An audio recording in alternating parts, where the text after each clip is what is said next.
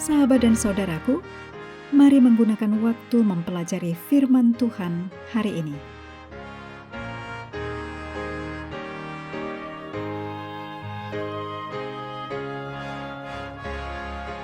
Hari Minggu, tanggal 22 Maret, judulnya Pelajaran tentang Jangkauan Keluar.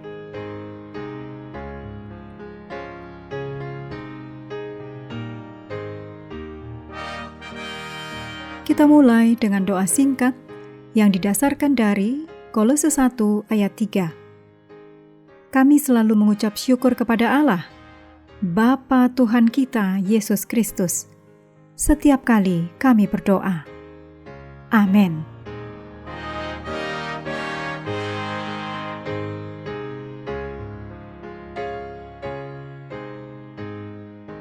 Kita banyak belajar dari Paulus tentang penyebaran kabar baik tentang Yesus. Paulus melakukan perjalanan sekitar 13.400 mil. Informasi ini menakjubkan karena Paulus melakukan sebagian besar perjalanan ini dengan berjalan kaki. Beberapa waktu Paulus juga berada di penjara. Paulus menghabiskan banyak waktu di kota-kota, termasuk Korintus dan Efesus, yang merupakan pusat bisnis. Paulus mengirim pekerja Alkitab dari pusat-pusat ini ke kota-kota kecil. Para pekerja ini membagikan kabar baik tentang Yesus kepada orang-orang di kota-kota kecil ini. Paulus juga mengunjungi gereja-gereja yang ia dirikan.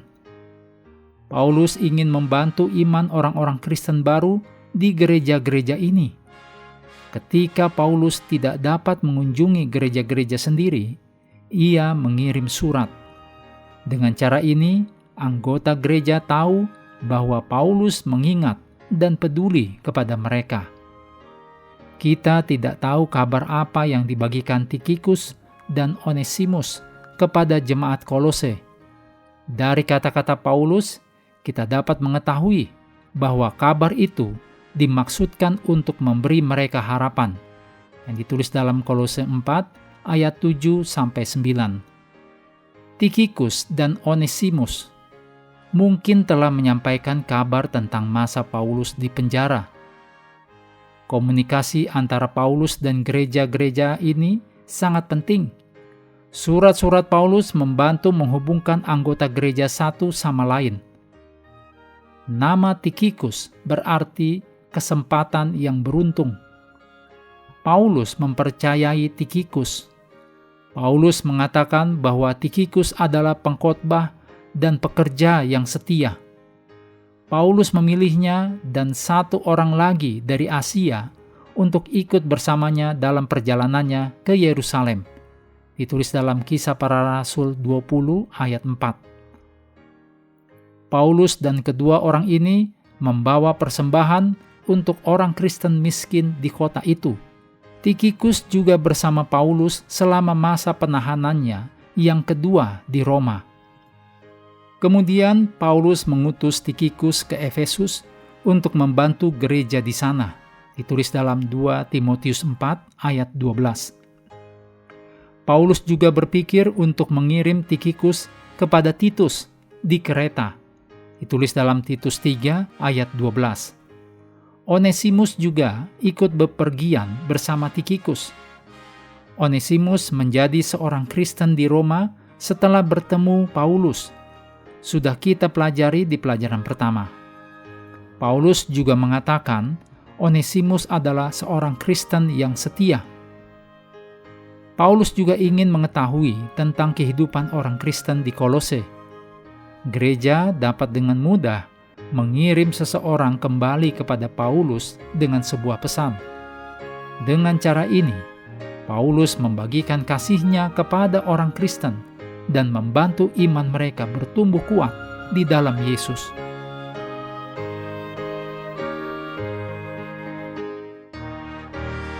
Kutipan Roh Nubuat disadur dari Christ Triumphant, halaman 46. Kita adalah keluarga Allah, anak-anaknya. Dan kita harus diajar oleh Allah mengenai apa yang ada dan apa yang akan terjadi di masa depan.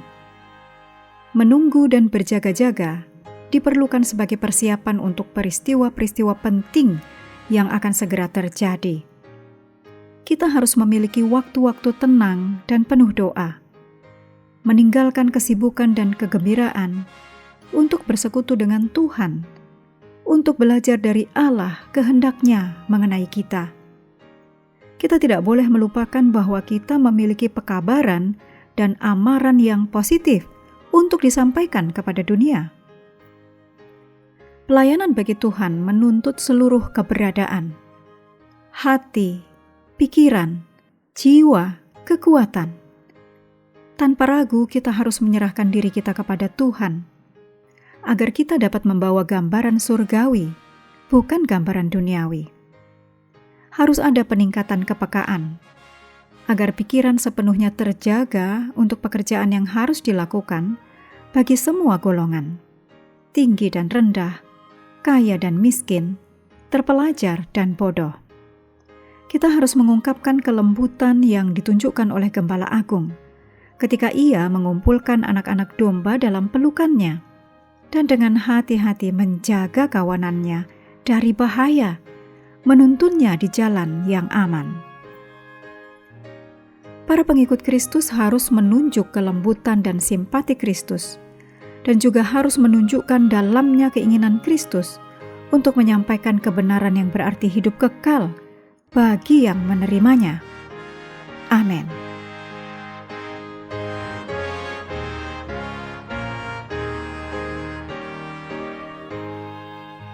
Menutup pelajaran hari ini, segala pujian kita naikkan hanya kepada Tuhan yang telah memberikan Roh Kudus untuk menyertai dan mengajari kita firman kebenaran. Sahabat sekalian, kami menghadirkan Reaksi, ruang interaksi. Sahabat juga diundang berpartisipasi terkait dengan iringan musik yang digunakan. Silahkan beri jawaban untuk judul atau bagian lirik dari iringan musik setiap pelajaran. Bagi yang memberikan 4 jawaban benar, akan menerima hadiah kecil. Terima kasih telah belajar bersama. Tuhan memberkati kita semua.